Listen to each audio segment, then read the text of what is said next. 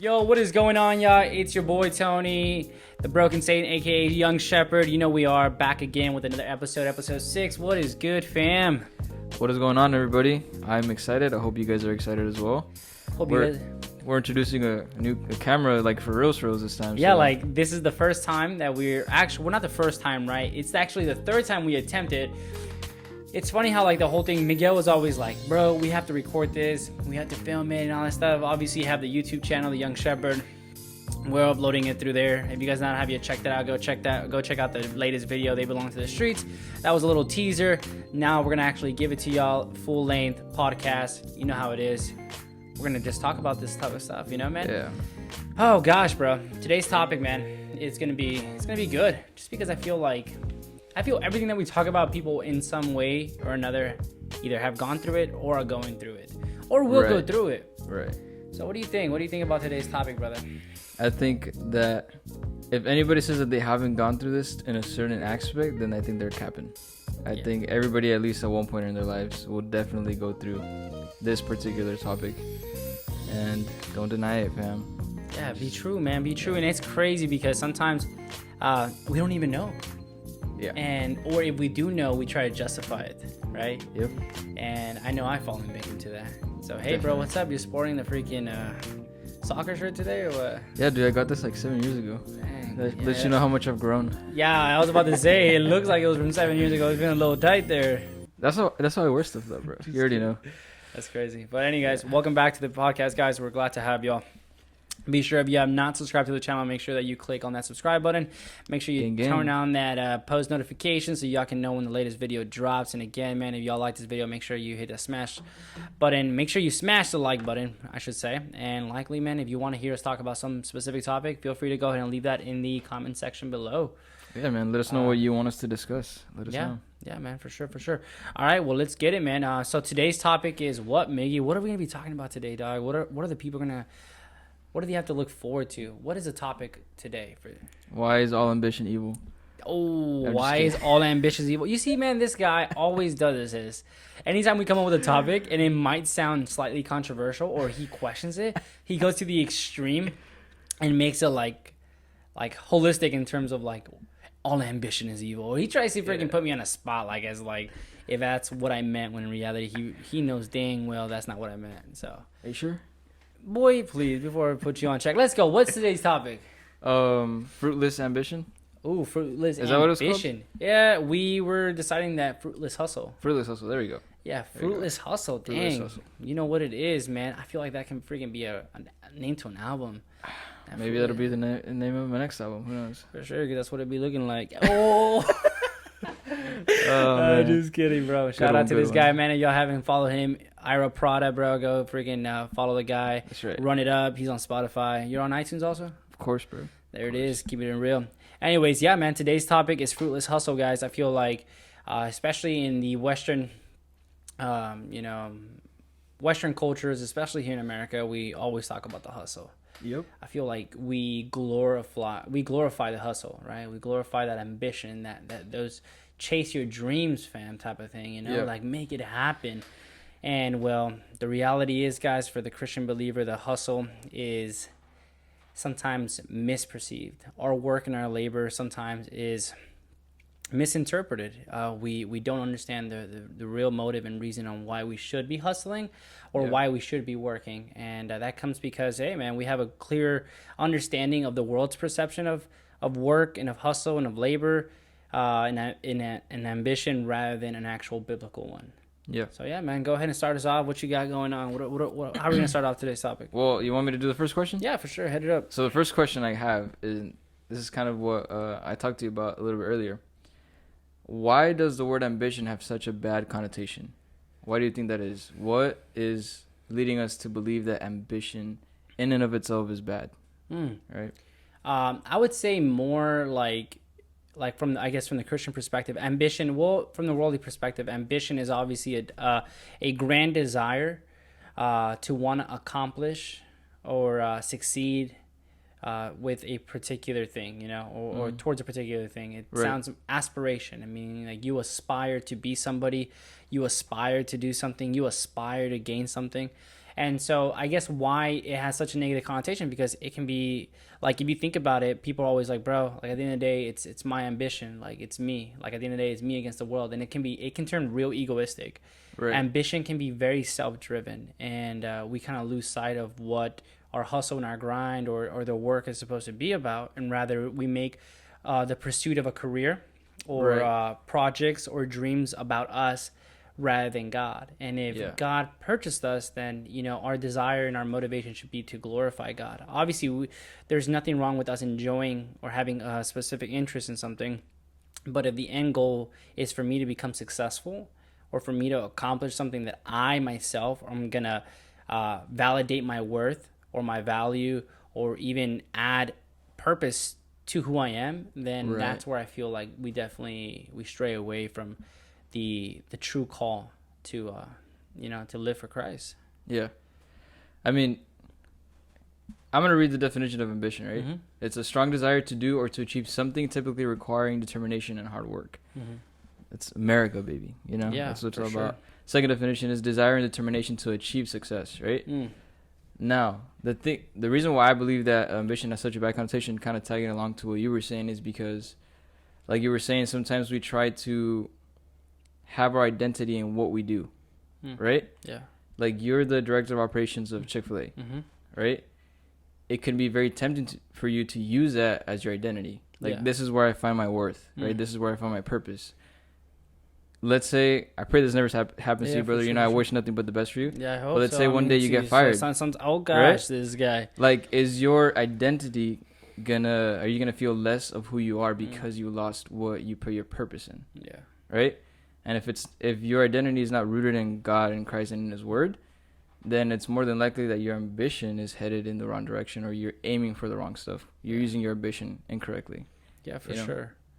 And I feel like, and you're right, man. And that's, I think, why it has such a negative connotation. I genuinely do believe, because it's self-driven. Ambition normally has to do with myself, bro. And like, we're willing to dismiss, people, but as well, to your point, we basically designate ambition, or what it is that we're ambitious about, as our identity. It's like, once I accomplish this, or in my pursuit of accomplishing this, I'm doing this because this is who I am. Right. Sort of thing. And so we make it us. Like, if I have the ambition to become an owner, it's like, and I'm overtly, like, I guess, like, super freaking ambitious over that. Like, the desire is like out of control in terms of like where all my hustle and all my grind, all my labor goes towards just becoming that.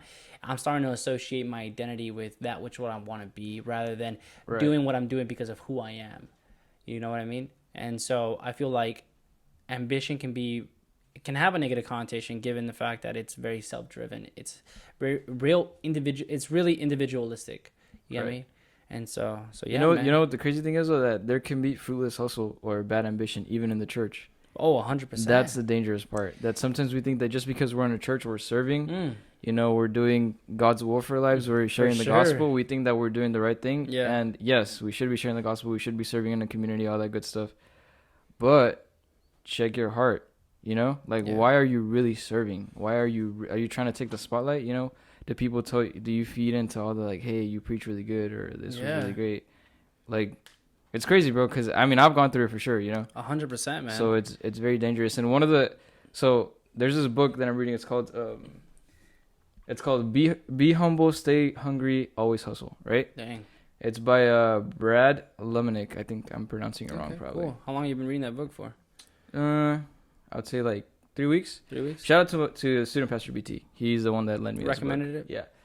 Yeah. It's actually his book. It's full with all his notes, so I know all his secrets. I'm kidding.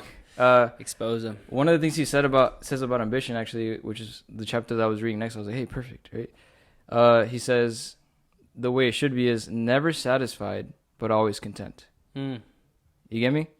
In the sense of, like, you always want to keep growing in whatever area that you're doing, right? Whether it's your spiritual walk, work, family, whatever it is, you should never be satisfied. You should always be aiming for more and aiming to be a better version of who you are today. But even in that process, you should always be content and grateful for where you are at. Yeah. Does that make sense? Yeah, and I get you. And I guess, like, that for me would be a little difficult to really grasp. Would it now? Because I would say that the definition of contentment means satisfied. Yeah. Yeah, I mean, like Okay. if you look at the definition real quick. Let's do You it. know, we pull it up real quick. You know how it is. We got freaking dictionary here on the Mac. So, talk about content.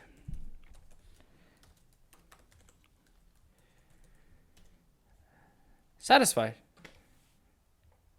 Accept as adequate despite wanting more or better. A state of satisfaction. Yeah. Now let me ask you this: though. Are you satisfied with where you are right now? And I think again, like when we start using words, it can get like See what very. I'm saying? No. Think about that because if we talk about satisfaction, right? Yeah. Am I satisfied with where I'm at? It's like no, because like obviously, I should be like it's crazy because today like at church, man, we're talking about, we're in Colossians and understanding like it's crazy because sanctification is our response to God's work in us, right? Right. Like in Colossians 2, it was talking about the fact that, you have been rooted, built up, and established. It's like this reality of what God is doing in us. And like sometimes we think that because where we are right now, like obviously we have a responsibility to respond to God's work in us, but at the end of the day we should be content with the fact that God is working in us. I don't know if that makes sense. Yeah. And I feel like it's a little bit difficult to say never satisfied because then it can sound very I guess like saying I'm never satisfied, like never be satisfied. Like it can kind of come off as, if not arrogant, prideful in a sense, right? I get that, and especially when we're called to contentment.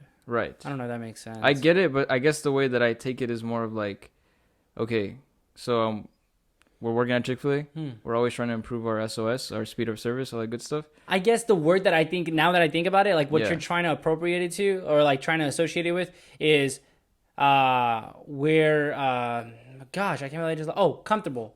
Don't stay comfortable. There you go. Right? Yeah. Comfortability. I guess that's a better way of putting it. Yeah, because I feel like satisfaction can definitely be like, no, like we're supposed to be satisfied in Christ. We're supposed to be satisfied in where God has us. There is supposed to be a state of contentment that then from it flows an a spring of gratitude and gratefulness. Because like Paul says, I'm not the man I want to be, but I thank God that I'm not the man I used to be, but because Definitely. I am but I thank God because because of who I am right now, because that's like, that's all grace, because I am, who I am because of God's grace. Yeah. And I like butch that passage like crazy. Yeah, I don't want to say anything. I don't want to get freaking crucified for that, but I mean, y'all know what I'm talking about. Hey, Jesus already got crucified, so you don't have to. Hey, shout out to our Lord and Savior Jesus. That's Hey, right. but no, but like on the real though, like, and I feel like that's important, like, because one can say like, and I think that's important because in the topic of ambition or hustle, like the Christian isn't called to be idle. Like, Paul preaches to the Philippians, work out your salvation, and tremble and fear. Keep making them gains. Yeah. Yeah, like, and so like I feel like rather than a state of satisfaction or a state of contentment, I feel like the Christian is called not to be comfortable. Exactly. Not to stay comfortable, not to stay like, Jesus also makes an illustration to this in terms of like, hey, like don't think because I left, and then like, when he makes the parable of the faithless servant who leaves, and then when his master leaves, he goes and he's still doing all these stuff, and then like, living idly in terms of his stewardship, and then when he comes back, he's cut off all guard, and so it's like, again, like the Christian is called not to be idle when it comes to his walk and relationship with Christ. But I feel at the very same time we are called to be content, and I feel Right. that's another difference as well, because with the fruitless hustle, that discontentment can breed fruitless hustle. Discontentment can what? Can breed Okay. fruitless hustle. Okay. Like, because if you're discontent and if you're hustling to be more satisfied, Yeah. you'll realize how dissatisfied you really are. Yeah, I get And like, that. and sometimes we feel like if we do more, we'll be more satisfied. Yeah, I get that. You feel that? Yeah, for sure. Cool. Yeah. So yeah, I mean, I guess like that's what you meant, right? Like I would say like instead of it's like never comfortable but always content. I would rephrase it like that, Yeah, author Broad Lamanik, so Tony doesn't get your approval. Yeah, man, that's my book review. Never read your book. Nah, but I mean, I don't know. Like, I'm not knocking the book. I'm just saying, like, in terms of better Tony said that this better book word sucks. appropriation, just in case, so that just to not confuse anybody. Yeah, exactly. So yeah, man, for sure, awesome. I'll throw you one out there right now, man. Go for it. What does God say about work, and what is the purpose of it? What does God say about work? And what is the purpose of it? Well, Because sometimes I feel like, do you believe that work also seems like it can be either glorified or it can be cursed? Glorified or cursed? What do you mean by that? Like people can worship work, Yes. and there's other people who can curse work. Yeah. So what does God say about work, and what is the purpose of it? What does God say about work? Well, the first thing I would say is that we have to work, right? It is our calling, whether that be in the church, whether it's your full-time ministry, or whether you're out in a secular job. And I mean secular, not saying that it's an evil job. I'm just saying like For outside sure. of The church, context right? of it, for sure. Because you have to provide. If it's not for your family, at least for yourself. Like you are not to be lazy. Yeah, right? for sure. You are to make you reap what you sow. Yeah. Right? Literally, when it comes to working. Mm-hmm. So we are called to work, and we are called to be hard workers, right? Mm-hmm. I'm not sure of the passage. There's a passage, maybe you may know what it is, where I think it gives the examples of maybe I'm tripping, bro, but I think it gives the examples of like ants that they work like on the summer, and then in the winter they have everything stored. Yeah. You know what I'm talking Yeah, about? I know what you're talking about, the illustration. I'm not too sure if that's in Ecclesiastes, like in terms of where they uses the ant as like in how it toils for it to work and things like that. I'm not too sure. I'm not gonna say. I don't know if you're reading a different Bible. Maybe I'm reading the Miggy version. Yeah, the Miggy version. But yeah, something like that, right? So we are called to work. We are called to provide for ourselves and for our family, especially if you're the man, right? In 2021, that may be controversial. I'm not saying that women should not work. If they want to work, awesome. If they want to make their own bag, great. Do your thing, right? Do whatever you're called to do. You're tread lightly here, buddy, because we live in a I know. That's why I'm trying to be very careful. Society right now. I mean, Yeah. Hey, women, if you want to work, go for it, right? Miggy says don't work, bro. No, he says y'all have no business out in the workplace. I motivate y'all women to work and to be the best at do. whatever God has called you to do. Okay, right? Cool. And if you can do it better than a man, hey, more to you. Hey, hats off to you, man. However, this is where the danger starts, and this is what I was saying earlier, man. Like, I'm gonna ask you this to kind of answer the question, right? Okay. Lately, you've been feeling a certain type of way.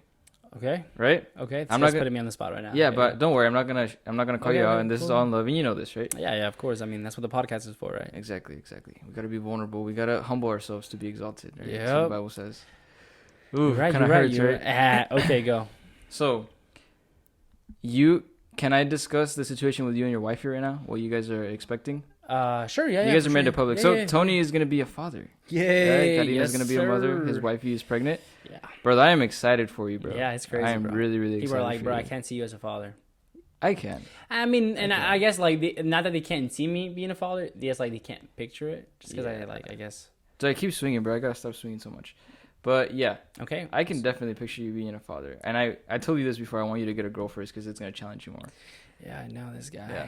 But so you have that on your plate, right? You're thinking of how you're gonna pay the cost of all the hospital bills and all that stuff, right? Yeah.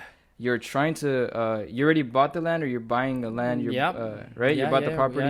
You're in the process of that. Yeah. Right. You're a director of operations at Chick-fil-A. For those of you who do not know what a director of operations is basically he is in charge of the store, right? Yeah. So there's the owner, Mr. Martinez in this case, right? Who he's the operator, and then there's Tony, who's director of operations. So anything that goes wrong in the restaurant, whether it's me or somebody else, they're gonna go to him, right? Yeah. He's responsible for everything, so he has a lot of weight on his back, right? A lot of responsibility, a lot of sleepless nights, right? Yeah. And you're also in your church, you're involved, right? So I feel like you've been putting a lot of weight on yourself, right? And we talked about this. Do you feel like because you have a lot of your plate, you've kind of lost track of what truly matters? Right? Not that you completely abandon what really matters, but that you focus so much on, okay, I gotta do this. Yeah. You got the podcast going on too. Yeah, right? I know, bro. We got this going on. Yeah. So how have you felt any sense of overload? Have you felt like, yo, I think I'm not dedicating enough time to this? Because he has a wife. Yeah. Right? Sometimes we minimize that. Yeah, for sure. You intentionally go on one date a week at least? Yeah, on dates, yeah. And then spend some quality time with the wife. Which is something that I admire from you, by the way, that you guys are intentional about that. Yeah. So how have you felt that affect you? Like having all this weight on you. You know, have you felt like you have had any sort of fruitless ambition in this season of your life? I felt like right now it's not so much of an ambition. I feel like even though I aspire to do things, aside from what I'm doing right now in the future, I feel like what it has been, though, something that you added to, is that that can also be fruitless hustle. Ambition can cause, like, I guess selfish ambition, what's it called, or ambition out of dissatisfaction can breed fruitless labor. But also what can breed fruitless labor is, I guess, the lack of recognizing why you're doing what you're doing. Exactly. Because sometimes we expect a particular result out of our labor, not realizing that what the actual purpose is something that we sometimes undermine or just completely oversee because we're expecting something else. And so that's why to us it may seem like fruitless hustle, like fruitless labor. Right. And I feel like I kind of am experiencing that right now, or like was experiencing that in terms of restlessness. And obviously we'll talk about right now another question in terms of like what are some of the dangers. But I guess what I am experiencing is not so much that that this ambition, this fruitless ambition, more of like I could become fruitless because of my perception of my labor, misperception of my labor, rather than recognizing what God can do and what God is doing ultimately, in my labor. So yeah, man. I mean, that's definitely one of the things that I guess I don't know if that answers your question. Yeah, a little bit. Yeah, I don't know if you want to like ask me like more to elaborate. I don't know. Yeah. So my point with this question was because a lot of people may be going through what you're going through. They have a lot of stuff in their chest, and I guess what would you advise them to in the sense of like, how are you managing your time, right, with all this on your plate? Because I know that you feel like you don't have a lot of time, and I understand that because like there's a lot on your plate, right?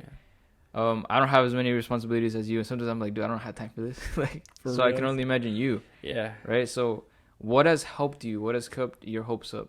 Like what is keeping you stable, even in the midst of all the, I would say, pain that in the sense of like, because there's a lot on your plate. Yeah. What is your anchor? I guess my anchor, there's that word, right? Anchor. Don't bring him, shout him out. No, what's it called? I guess like what keeps me anchored is realizing the actual significance of work, like understanding the purpose of it. And there's a lot, like when you align your philosophy and your worldview towards what it is that you're doing, through the lenses of Scripture, it reaffirms your work. It has the potential to reaffirm your work, and it has also the potential to encourage you during your work. And it also has the potential of keeping you at peace while you're at work. And it's crazy because like recently I remember I was thinking like I haven't, given the needs of the business, haven't been able to get a day off. And I mean, that's understandable. The business has needs, and so you got to meet them. Yeah. And I remember I was at church. I've shared this with a couple of people, and I was like, man, I really hope I get a day off. And then, but then I realized that at that moment, like God placed something in my heart, and he put Isaiah 40. And basically it was talking about like the renewal of one's strength. Let me pull up the verse real quick, just so that y'all know what I'm talking about. Because again, man, sometimes we try to seek to be anchored by a current physical state, even though we're physical beings, but at the same time we dismiss the spiritual aspect of our being, which has greater implications to the physical world that we live in. You get me? Definitely. So let me pull it up real quick. What I'll say in the meantime. Yeah, go ahead. So one of my struggles was, that I love music, right? Mm-hmm.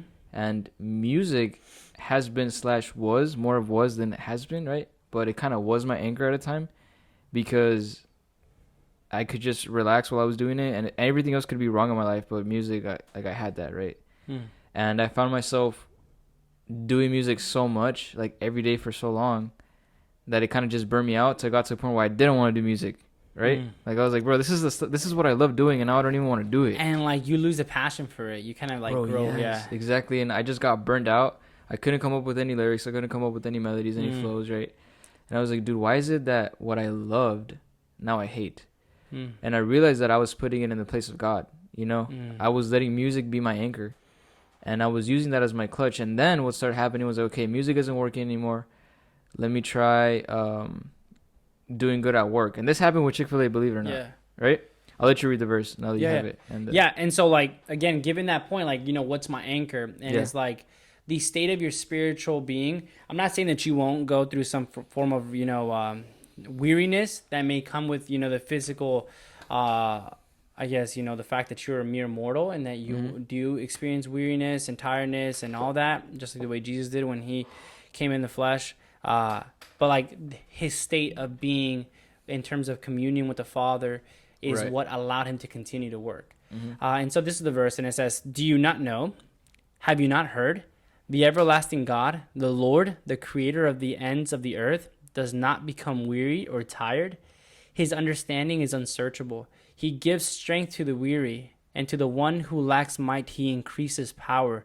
Though youths grow weary and tired, and vigorous young men stumble badly, yet those who wait for the Lord will gain new strength. They will mount up with wings like eagles. They will run and not get tired. They will walk and not become weary." And so like, what a great verse, man. Honestly, dude. And I was like, dang, and it's crazy because you can accept this. Like, it's crazy because sanctification, right, our transformation into the conformity of the image of Christ is like, we have the ability to be walking in this. We have the power to be walking in this because of the Spirit of God that resides in us. But at the very same time, we can also deny it. Because sanctification is our response to God's work in us. And so in this case, right, that he gives strength to the weary, and to the one who lacks might, he increases in power. Though youths grow weary and tired, like youth, right, where you're supposed to be at your prime. We talk about the prime age of like strength, of power, of energy. He says, even though when they grow weary, and the vigorous young men stumble badly, yet those who wait for the Lord will gain new strength, and they will mount up with wings like eagles, and they will run and not get tired. So right there is not like saying he's going to stop running, and then no, it's like even when they continue to run, they will not get tired because God provides that. Exactly. And so like that to me has been definitely something like, dude, I have to go back. Like grace. And it's crazy because Paul said too, bro, Paul was a freaking busy guy. Tell me about it. But like at the very same time, he also had a rhythm, and he did not allow his ambitious desire to overcome him, but rather always had it in check, because his power and his doing relied on the grace that God provided. And so I guess that would be my advice, I suppose. Yeah, just letting God be your anchor, the word, all that good stuff. Yeah, dude. No, like just like finding time to be God. And I know you exhorted me to that. And I didn't want to bring that up. Nah, it's all good. But if you want to share a little bit about that, I think it's gonna help a lot of people. Yeah. No. I mean, like obviously, like I was a little restless. Right? It was about a week ago. What day was it? Because this specific day, I think it was Saturday of last week. No, because we didn't do the podcast. Remember? Yeah. Oh yeah. And you looked very tired, bro. I'm not gonna lie. You looked very tired, and I remember going into the office and talking to you, and I said, "Hey man, how you doing?" Whatever. And then you said something like, "Bro, I feel like I can't. I have a lot. I don't know what." And in my head, I was like, "Bro, obviously you can't. You gotta, like rely on God." And no, but remember, it was like you were telling me stuff, like you were pointing me back to the basics, and I was like, "Bro, you're preaching to the choir." Yeah. And then I was like trying to dismiss, like I was like, "Bro, like I've already heard this type of thing." Because you were not reading every day, basically. Yeah. The word. And you're like, you're not prioritizing your communion with God and things like that. I was like, "Bro, you're preaching to the choir. Like I already know this." Yeah. And then you left. And then before you left, I remember you came in and you're like, "Bro, like, hey, like it's okay to listen to people like basically like tell you even if you've already heard it." And I was like, dang, that was an exhortation, but for sure, like, and I appreciate that because that's true, man. And so I would say that that it was crazy on that Saturday following Sunday. It was the day that when God put this verse in my heart, and so able to embrace the week a little bit more faithfully. But I guess another thing just to add with that, what does God say about work? Well, man, it's a part of who we are. It's a part of our identity. God is a God who works. Christ, when he came onto earth, he worked. He was a carpenter, obviously. I guess we can say, secularly. Right. But in the end, he still had a ministry, and that ministry was obviously to proclaim the kingdom of God through faith in him and repentance. And so like I want to take it back all the way to the beginning of humanity, which is in Genesis 2:15, and it says, "Then the Lord God took the man and put him in the Garden of Eden to cultivate it and to tend it." What I love about this verse is that it shows us something. is the fact that man isn't always called to acquire. Meaning ambition is the pursuit of acquisition. Like we look to acquire things, we look to gain things, rather than sometimes work is meant to take us to take care. Like the garden in itself, the man didn't create it. Everything that came with it, like Adam didn't bring it about. Adam didn't work his butt off so that the Garden of Eden can be what it was when he got there, or like to where it was. That was all God. God said that God took the man and put him in the Garden of Eden to cultivate it and to tend to it. Like, understand that it's the same thing with us. Like, the more we try to acquire, the more we work to acquire, the more fruitless it would be. Sometimes what God has is like God has given us this, right? So like in let's say in the perspective, in the terms of our work right now, you and I work at Chick-fil-A, and then you were involved in other things. Sometimes we become ambitious because we're trying to acquire more rather than to tend to and cultivate what it is that we currently have. Right. So like God didn't say, hey, go over there and cultivate or like create and acquire all this stuff. No, he put them in the garden and say, take care of this garden. Tend to it, and then from it will flow more things, Right. And so I think that one of the first things that we have to understand is that work is meant to be a state of stewardship to the life in which God has called us to. So it's a responsibility, and as well as part of our design. We are called to work, and it's a reflection of the God who works endlessly in terms of like we were reading in Isaiah, it's like. Where he says, like right here, and it's crazy that I pulled it up. Where he says, "Did you not know? Have you not heard that the everlasting God, the Lord, the Creator of the ends of the earth, does not become weary or tired?" And so, like he works, right? And so, obviously, man is also meant to work. This is what I find interesting about that, right? That especially that you brought it back to Genesis, right? So. God obviously never gets tired, never goes weary. But isn't it interesting that he still added a rest day? Yeah, because he knew that we were going to need it. Of course, right? Yeah. And the problem is that sometimes we dismiss that. Yeah. And not just in our Christian walks, just in our daily lives, we dismiss the fact that we need to take some time off. Yeah. And I think sometimes we get so prideful in sure. our ambition, right? Yeah. That we're like, no, I don't need rest, bro. It's all hustle. Like, I gotta grind. It's, going to sleep late, waking up early. And that speaks to the selfishness in terms of our self-sufficiency. Exactly. We try to work to sustain ourselves rather than to trust in the Lord. Yep. And I think that's really important because at the end of the day, it's dependency on him, not dependency on us. And I would love to read Matthew 23:12 just to kind of answer that. So it says, but those who exalt themselves will be humbled, and those who humble themselves will be exalted. So humble yourself before God, right? Not just with your sin, right? But just recognizing like, God, I can't do this on my own. I need to rest, and just trusting him with the rest in the sense of like, okay, God, I have a lot on my plate. I don't know how I'm going to do it. I don't even know how you're going to do it. Yeah. But I'm going to trust in you, right? And just being vulnerable in that area. And it's crazy because it's because there's two ends to the spectrum. There's people who are workaholics, and there's people who are lazy as heck, bro. Yep. Super lazy. And so like it's crazy because both ends are wrong.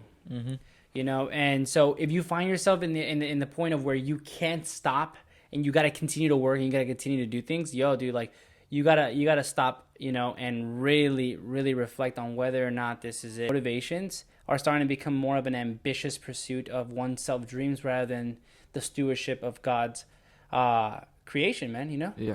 So yeah, I feel like that's really important to really highlight when it comes to understanding the purpose of it. And then if you're lazy, then you have a low view of the call in which you have as an individual to steward God's creation nonetheless, And so it's finding a balance, man. Yeah. And understanding that you're finding your rest as well in the Lord in your pursuit of this stewardship. So lastly, the question before we finish it up is like, what are some dangers of getting fixated by the hustle?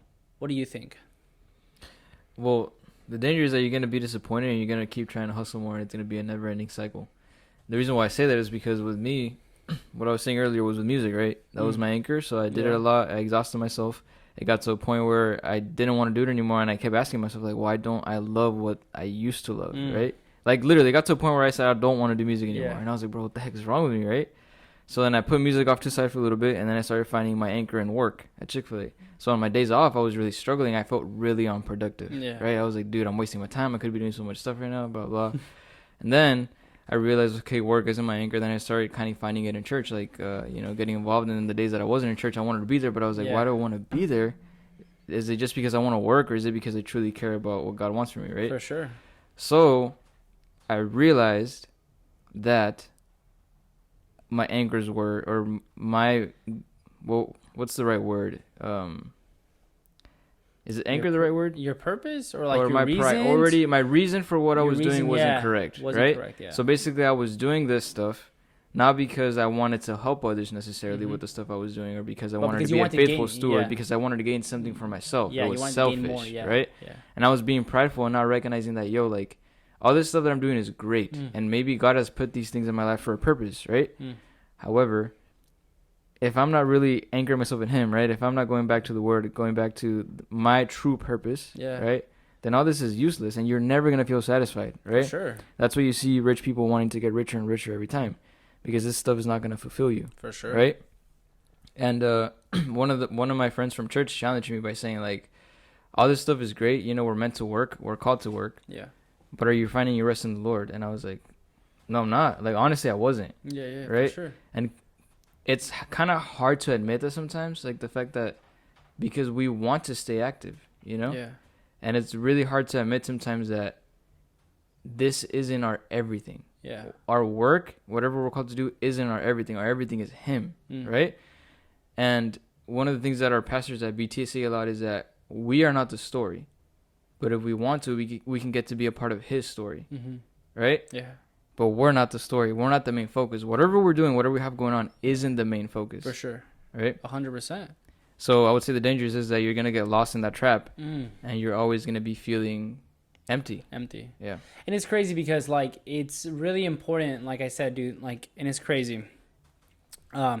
If we get caught up in basically what is the selfish pursuit, we lose out in the faithful stewardship. Yeah. You get me? Those are two different things, and they breed two different things. Selfish pursuit, meaning you're doing something, you're working, but the pursuit of what it is that you're doing is self-driven. It's all about you. It's in terms of what you can gain and what you can acquire, or what it is that can satisfy you, rather than faithful stewardship, which is a whole different perspective, which is basically like you working by taking care of what you already have. Yeah, because don't get it wrong, faithful stewardship requires hard work and that's what I'm saying. Right? But the motivation and is completely different. Exactly. Like, selfish pursuit leads to emptiness and dissatisfaction and fruitless hustle, fruitless labor, while faithful stewardship leads to blessing and as well as contentment. And enjoyment of what you're doing. Because you're not looking to gain something from it, but rather you're looking to take care of it. And that inadvertently in itself will give you more. It's crazy because that's like, when it comes to the parables of the talents, or like not only that, but like in terms of the stewardship of the servants, to one whom is entrusted with much, much is required. But to who is faithful with little will be faithful with much. And so, like, again, the objective in which God is trying to really get us to grasp is not this selfish pursuit of acquiring more things, but rather the faithful stewardship of what we have, and knowing that in itself. And I always give the illustration of, like, if you see your neighbor next to you who has a field, a harvest full of plants, right? And you only have a field, and your field only has 3 seeds. And if your hustle is, and if your work is to get to where he's at, what do you need to do? Do you need to do more in terms of like, do I need to be taking care of the rest of the ground and things like that? Or are you going to take care of those 3 seeds? Because in those 3 seeds, then they'll give you another 3. And then you take care of those 6, and then they'll give you another 6. You see what I mean? So faithful stewardship can gain or multiply, or more than anything, it can also breed not only more in terms of what God will entrust you with, but as well as it breeds contentment, because you're not constantly looking to acquire more. And one of the things that I want to put, and one of the dangers as well, guys, that is really important, and that happened in me well, in the later portions of my Christian life, when I was extremely involved, I was already married, was a youth pastor at a church. Gang, bro. I was at work at Chick-fil-A, Yeah. it was a bunch of stuff. And then look at, man, like this, and I realized, I was like, I was doing so much, but I had no fruit. And so this is the verse in Galatians 6:7-8, chapter 6, verse 7-8, and it says, "Do not be deceived. God is not mocked. For whatever a person sows, this he will also reap. For the one who sows to his own flesh will reap destruction from the flesh, but the one who sows to the Spirit will reap eternal life from the Spirit." Like, for me, it's important because in terms of if our pursuit is to be more like Jesus, and we find ourselves not like Jesus, then we really have to consider, like, wait a minute, where's my heart in all that I'm doing? Because if what you're doing and all your work and your hustle is actually taking you away from Jesus, and not to enjoy Jesus, then it's showing you that, hey, bro, you're not working. You're like, your heart is in the wrong place. Right. And God says, like, don't be deceived. God is not mocked. Like, God is not mocked by us saying, hey, I'm doing all these things for God, when the motivation is yourself. Yeah. And it says, hey, bro, what you sow is what you will reap. Yeah. And what I sowed was nothing. Yeah. What I reaped was nothing. I mean, I sowed so much stuff and I did it in the name of God and reaped nothing. Why? Because God is not mocked. Why? Because my pursuit was more of what I could acquire rather than what I can take care of. And I just want to add to that. It's kind of a hard pill to swallow, and I don't mean to sound depressing or anything like that, but the truth is, like, God doesn't need us. Yeah, no, for sure. Right? Yeah. So I think once we kind of realize that, so let's view it this way. God doesn't need us, but he allows us, he gives us the privilege of serving him, right? And I think once you recognize that God doesn't need me, right? He doesn't need me to go and preach the gospel. He can use me to do that stuff, but he doesn't need me. Yeah. Once you realize that, you realize how much of an honor and privilege it is to serve him, that now you want to be a faithful steward with the right motivation. For sure. Because it humbles you knowing that because all the stuff that I do isn't necessary, like, in the sense of, like, he doesn't need me. Yeah, because at the end of the day, it's like it destroys the entitled, or the arrogant perspective of like, I'm doing this for God. Right, exactly. Rather than no, you're doing this so that you can see how good God is. Exactly. And I lastly, the last question is, like, how can we cultivate faithfulness then? And so if hustle is not everything, and we can fall into the trap of a selfish pursuit or selfish ambition, how can we better breed or cultivate faithfulness in our life then? I would say by first being faithful with the little that he has entrusted us with, right? Because sometimes we want to skip a lot of steps and we want the bigger picture in whatever area that you're working in, but we miss the little things. And by that I mean, like, okay, right now, so I want to hopefully do Bible college, and maybe God will call me to be a pastor one day. It'd be foolish for me to say, hey, Pastor Chris, it's the head pastor of church, let me preach on a Sunday. That'd be foolish for me to do that right now without any proper studies. Yeah, right? For sure. Or preparation or Exactly. actual seasoning. Exactly. But I have friends that I can reach out to and invite to church. Am I being faithful with that? It's something so small, but that's what God has entrusted me with right now. Yeah, that can play a big part of whether or not you're enjoying where God has you right now. Exactly. At work, right? Started off doing deliveries. Then you were like, okay, Maggie, I'm going to make you a delivery lead. Right? Am I being faithful with that? Yeah. Right? Before I think about becoming a manager or a director, right? For these are Chick-fil-A titles. Am I being faithful with the little stuff? You know?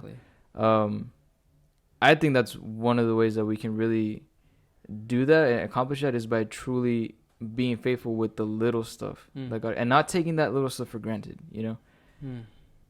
And it's crazy, man, because sometimes, like, we groan and we moan and we complain because of where we are, where God has us, and what God has us working in right now, because we're not where we want to be. Exactly. And then we ask why our hustle is not getting us where we want to be. Right. And it's because, well, maybe God doesn't want you there. And so aside from that, bro, one of the other things that I think we can also take, that can breed or cultivate faithfulness in our lives, that which then will result in faithfulness in that will result in gratefulness, I should say, in contentment. So the book of Ecclesiastes, bro, it's such a dope book, honestly. It's a little intimidating given the fact that, you know, if you don't know how to properly interpret it, you can say like, bro, then what the heck is the point to your life? Because obviously the freaking preacher, in this case, the Kohelet, I think that's what it's called. In this case, the reader in Ecclesiastes basically goes on to say, dude, vanity of vanity, all is vanity. And basically, you know, like everything is meaningless. But it's meaningless. This podcast is meaningless. Yeah, no, given if it's when it finds itself outside of God. And so, like, I love this, bro, because this really helped me, because as I was laboring and as I was working, I was having difficulties enjoying at the same time, because I felt like, dude, like, this sucks. You have to work, right? Because work can be very tiring, or it can be weighty at times. But then this verse really kind of like shaped my perspective in terms of how I'm called to look at my labor, especially when it's in the right place for God. So it's Ecclesiastes chapter 3, verse 12 to 13. It says, I know that there is nothing better for them than to rejoice and to do good in one's lifetime. Moreover, that every person who eats and drinks sees good in all his labor. This is the gift of God.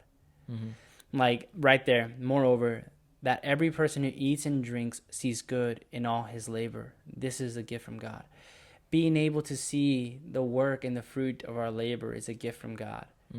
And like knowing that, man, is such a blessing, you know. And I've been very privileged and very fortunate to have been in this opportunity where I'm at, you know, at work. And then, we'll have the little baggies, little encouraging notes. I checked my bag, bro, like for the first time, and I was surprised. Why? I had a lot of little notes, and I was like, okay, cool. So then, bro, and then like at the end of the day, what it was, you're cute. This guy, don't be saying that, boy. Don't be playing like that. She's wife, you're gonna be like, what's that? Let me see the bag real quick. I'm out of the show either way, but no, like aside from it, like there was something bad, but it was just like the fact that people and the impact that you have is a fruit. Yeah. And that in and out of itself is also a gift from God, bro. Like being able to see the fruit that you've worked for and be able to enjoy that, you know? And so I love this. Know that there's nothing better than for them to rejoice and to do good in one's lifetime. Moreover, that every person who eats and drinks sees good in all his labor. This is a gift of God. See good in all your labor. I would say in order to cultivate faithfulness is like see the good that comes from your work.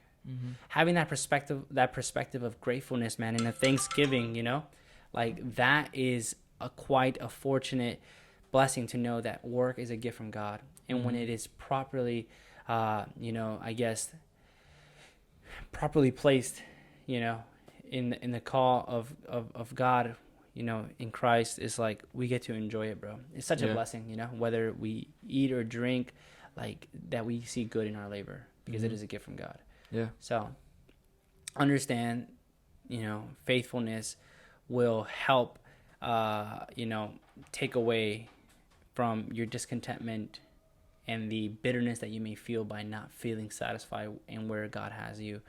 But rather your work towards what you have right now can breed a sense of gratitude and thanksgiving and fully enjoyment of the work that you actually are putting in. Yeah. So that would be my advice, but to breed some faithfulness. I don't know if you want to add anything else. I would just like to re-highlight again that it doesn't matter what small task God has entrusted you with right now. Yeah. Just be faithful to that, man, and humble yourself in that small task. That's all that matters. And you will truly see God exalt you, right? Yeah. And I'm not saying that, I'm going to do a small task so I can see what reward God can give me. But see it as like God has entrusted me with this small task. To me, it seems small. Let me be faithful to it, and you're gonna see God's love and mercy and grace pour out on that. Yeah. And you're gonna be in shock. You're gonna be like, "Wow, God! Like I'm so grateful for the opportunity you've given me." And God is gonna build upon that if you allow it to, and if you're a faithful steward to everything He has entrusted you with. Yeah, man, and it's crazy because again, like you're right. It's not just about what you can get, no matter how small the task. It's about the fact that the blessing of it is not so much what you get, right? Like in terms of like what's next, or what's more, but rather the actual enjoyment of your work. That's a blessing. That's the gift right there. The fact that no matter, like I can be content doing this, right? You know, and that's where the blessing is, man, and be able to enjoy all the goodness of God and all that. So yeah, with that, guys, that wraps up episode 6. Yeah, the Fruitless Hustle. Don't get caught up on it, guys. Don't waste your time, man. Make sure that you guys seek the Lord, man. All you do, don't get trapped in these, in these dangers, or these red flags that can indicate that, yo, bro, your hustle is becoming fruitless and overall dissatisfying and overall discouraging. So make sure you evaluate yourself, man. Don't get caught up in the hustle, at least not for the wrong things. And so, but we thank you guys for tuning in to today's episode.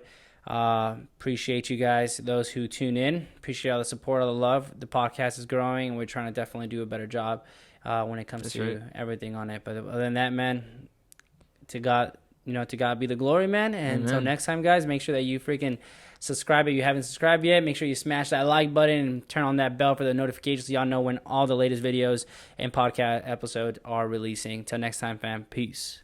See ya.